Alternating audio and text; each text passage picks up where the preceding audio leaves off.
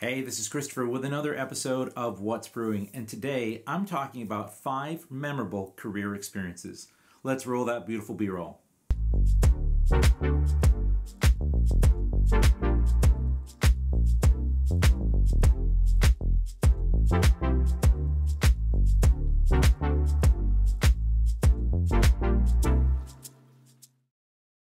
Hey, this is Christopher, and I have been a bivocational pastor since 1996. Served in churches for most of my young adult life, and around my late 20s, early 30s, I made a big career shift to move into a more traditional job role. I was interested in technology because of the kind of stuff that I did, creating graphics, shooting photography, videos, and just having to manage people and trips was a part of what I did. So getting into computers is actually a byproduct of that. I didn't actually grow up with computers. As a young adult, as a high school student, as a college student, I remember when they started offering computer classes in college, and I thought, it just doesn't make sense to me. I was very computer illiterate. At best, I had a Game Boy, it broke, and I never fixed it because I wasn't that into it.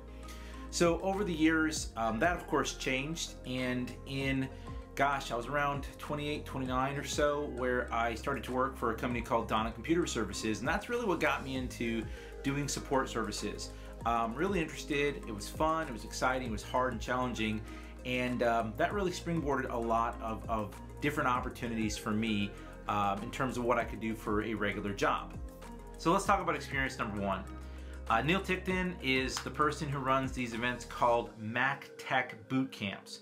He also does a Mac Tech conference. And I remember getting to speak at one of these the very first time. The session chairs were C.V. Rao and Nathan Toops.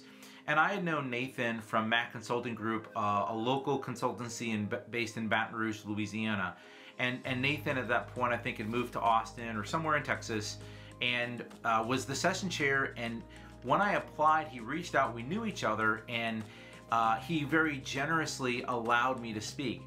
Now, as a professional trainer and someone who's communicated for decades at this point on stage, it was difficult in that I can prove that I'm a communicator because I've had to do it sometimes 2 and 3 times a week, but not in the technical space. I had done it for, again, nonprofit organizations or churches. If I were a session chair looking at me with my lack of technical experience and lack of background, I probably would not have picked me to speak at this event.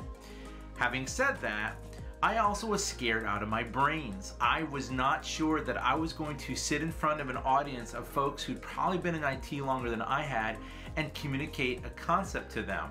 I remember the first night flying into Dallas, getting there a little early, getting to meet some of the other speakers, and one of them was like, yeah, I do all my accounting in command line.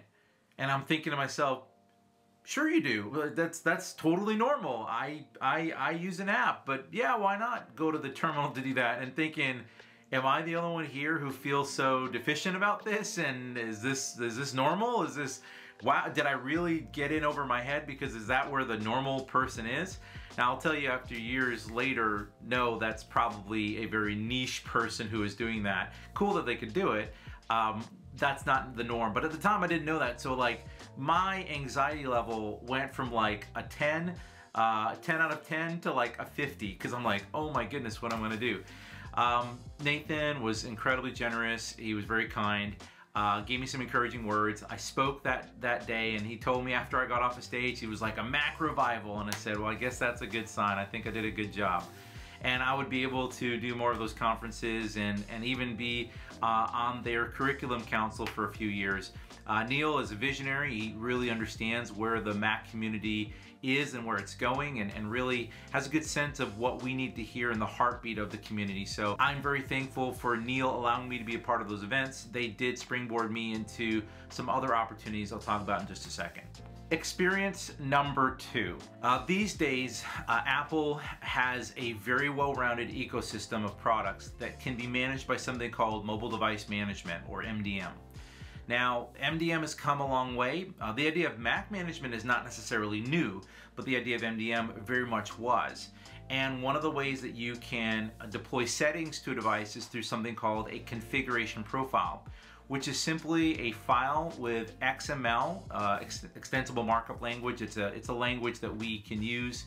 It's based off of HTML, website design, the same concept, that you could deploy settings to a device.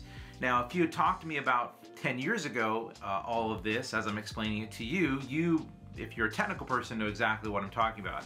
If you're a layperson, you're like, what's that? That's how I felt at the beginning of this story. So over a few years, I'd really busted my butt trying to get better at my technical skills, because when I started my technical career, I was rather green and very inexperienced, but I'd worked through a few certifications that I'll talk about in another video and became an Apple Certified System Administrator, which for me was kind of the pinnacle and a big moment. But on top of that, I got an XAN certified, which is a storage area network, and it's a certification around being able to support large servers.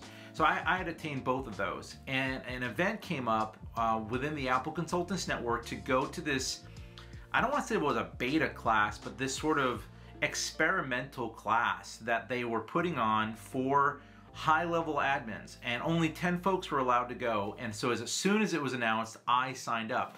And the caveat was you could only attend if you were an Apple Certified System Administrator. And I was like, yes, score one for preemptively doing certifications that you didn't know you were going to need someday. I just did it because I felt like I wanted to learn more, and here is now, I felt like Charlie in the Chocolate Factory, like I got in the golden ticket and I get to go. And I was able to go. It was actually one of my first major travel trips as a professional, and I went to California, specifically Elk Grove, where there is an Apple facility. And I arrived really late at night, so I took a taxi, basically an hour, and paid a lot of money for that taxi because I had no idea. Everything in California looks small until you get there and you realize, oh, that little line between here and here could be like, an hour, which it was. So in hindsight, it was. I'm sure that taxi person was like, yes, I will take you for lots of money, sure. Now, when I got there, thankfully, it was a very small community, so I was able to actually catch a ride with some friends who were also there from another consultancy. Spent the week, learned something called iPhone configuration utility, which at the time was extremely new, and I was lost, confused, and dazed. But looking back, I was seeing the infancy of what would become iOS deployment and management. Now, back then, it was all very new. iTunes was how you were activating devices and restoring them, and you could use these profiles to put settings on them, and I really didn't understand much of any of it. I wish I could go back in time as a person that knows what I know now and sit in that room and try to, recapture some of those things that they had said, because a lot of it was lost on me. But it did set me down a path that inspired me to see that this is where Apple was going with their future. I had a sneak peek to see it to a degree. These tools were available to anyone, so it wasn't like this was secret, but this idea that there was going to be an approach to this and that there would be a methodology to doing it was there. I was incredibly privileged to sit in that room with those 10 folks, certainly the least technical person in that room, but very grateful because it would be a foundational experience that would inspire me for other opportunities. I would say experience number 3 was serving on the Apple Consultants Network Advisory Council. I joined the Apple Consultants Network, or the ACN, back in 2008, early on in my technical career. Got to realize I only bought my first Mac in 2006 and really started doing day-to-day consulting as a serious career option in 2008. So in a lot of ways, I'm a relatively green when it comes to it. There are veterans who've been doing this for 2 decades. That again, I stand on the shoulders of others who have come before me. But getting to join the ACN, thanks to Alan Hancock's recommendation, was a great experience. And then when they put out a notification that they were looking for council members, I thought to myself, I want to be able to have a voice. I want to hear the direction of the program, and I want to see how I can contribute to it. And so from 2000, I think 10 to 2013, I served on the ACN Advisory Council, working with program management, getting to hear about their vision, the struggles, their goals, and what I could do as a community member and as someone who is hearing and then being hopefully an advocate for the ACN within community members was great. I worked with some very incredible human beings who were incredibly kind and generous and thoughtful and technical and really believed in the community. For me, I was very grateful for the ACN. It very much gave me a career. It was a gift to me to help me find other like-minded individuals, but to have a chance to serve and to steer it in any way, shape, or form was an absolute privilege, and to me, one of those high-level moments where I'm so thankful for those 3 years. I term limited out, so I wasn't able to continue to be on the council, but to this day I am a loyal program member. I'm an advocate. I believe in the Apple Consultants Network and do whatever I can to support it, because those 3 years I began to realize how much the community matters and how everyone contributing to it makes a difference. I would say experience number 4 would be teaching at One Infinite Loop. If you don't know much about Apple, they are based in Cupertino, California. Now with Apple Park, they have a much larger footprint. You can actually see it from a plane when you're flying into San Jose or from San Francisco Airport. But back in the day, from I guess 80s on, they've had a campus at One Infinite Loop, and if you look at just about any of the products that came out for a long period of time, on the back the address would have been One Infinite Loop. It's a large multi-story building, and if you get in the driveway you can go forever. Thankfully there's an exit so you're not stuck there. And I've been several times for several different reasons, but there are some training rooms that are not necessarily inside of the campus. They're actually on the outside. It's Apple's amazing. Their design is, that's a whole nother video. But you can't tell that there are doors and rooms there. They're so good at their architecture and design that unless you walk up to it, you don't realize there's a huge room there.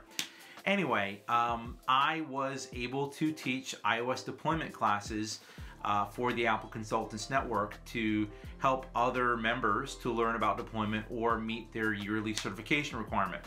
And I snagged a class out from Sam Valencia, who never lets me live this down, where I was able to teach in One Infinite Loop. And I remember it was such a surreal experience going there and getting to teach at the location, literally a stone's throw away from Steve Jobs' old office. Not in the same floor or anything like that, but just to be near that. And where all of these amazing products and things that I personally enjoy and am passionate about and have a career because of, getting to be there at that point. I don't know how to explain it in words other than just a deep joy and appreciation and gratitude. It was very emotional. I cried at one point because I was like, I don't want to say I arrived, but I arrived at One Infinite Loop. And when I arrived at One Infinite Loop, I thought to myself, wow, I never in my wildest dreams, when I started doing Apple consulting, or even when I bought my first Mac, would imagine that I would be delivering anything at this location in a formal capacity. But that to me was very special. So I would say experience number 5 would be getting Apple badged. Same week I was teaching at One Infinite Loop. I'm so thankful for the leadership, the managers who are over me to answer the phone when asked if I'm legitimately someone who gets a badge. I remember going in, I was scared to death. Wasn't sure I was gonna do it, but I thought, what the heck, might as well try.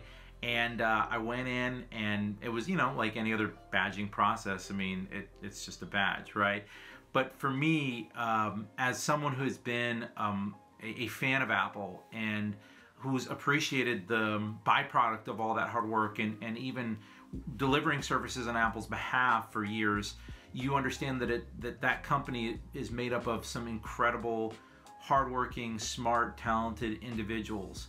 And to be counted among those is something that is hard to explain, because you value your peers, you value the process, you value the work that goes into it, and to again be just associated with that in any way, shape, or form is such a privilege. So for me, it was again a week of so many highs, getting to teach at One Infinite Loop and then getting my badge at One Infinite Loop that same week. I remember after I got my badge, I love to drive when I'm in different cities because I love just the cityscapes and especially the golden hour when you're wrapping up your day and there's just that sunset. And I drove into San Francisco I will never forget this. I was driving in, and it's about an hour travel time from Cupertino to San Francisco, and near the Golden Gate Bridge, there is, you know, a place where boats can come through. It's kind of a little valley, obviously, with the water, and Alcatraz is to the right. So that night, again, it's over an hour, I'm watching this cloud. It's not fog, it's cloud going over the hill. And just watching it, you know, like this big pillow that's moving, you know, it's cotton that's going over this hill. As it was this beautiful golden hour, oranges and yellows, and everything was very crisp and clear. It was a little brisk at the time when I was there, so the air is very clean and clear. And just watching that, and then getting to the dock area that faces Alcatraz, and just sitting as the sun goes down on the Golden Gate Bridge, and the fog is rolling over. I think it was a very magical moment for me. It was an exhale for me in my career to be able to sit there and say, well, you know, if it all goes away tomorrow, I'm thankful for right now. And I just was thankful to even have had that opportunity. So those are pretty amazing experiences for me. They're personal, so they may not be very impressive to you, but for me, after having done this for a lot of years, yeah, special thanks to HS Technology Group. They picked me up in 2014. Adam Carnabogi was my mentor trainer in a server essentials class, and called me up in the fall of 2014 when I left another organization. And when I tell you that it's been an incredible ride ever since, every year I look back and think, wow, what an amazing group to work with, what an absolute privilege to have the access and to amazing people, to work with professionals that truly inspire me and make me better. Many of these experiences are very much thanks to other people, so I just want to say thank you to everyone who's been a substantial contributor to my career.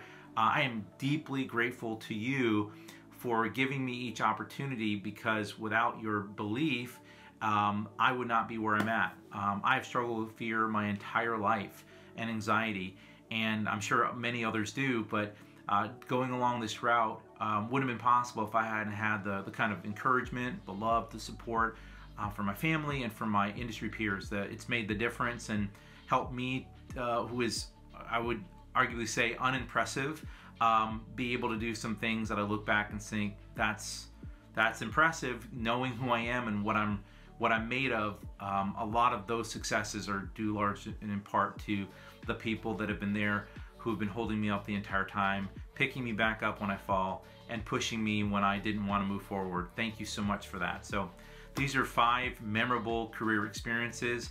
Let me know your thoughts in the comments below. What are some of your highlights for your career? What are some things that you look back and with gratitude or thankfulness for? Love to hear what your journey's like. So let us know in the comments below. We'd appreciate that. If you like what we produce, don't forget to like and subscribe. That really helps our channel, as well as to hit that notification bell to stay up to date when we produce new content. As always, we hope that you're doing well, and we hope that you are staying safe, and we can't wait to see you in the next one.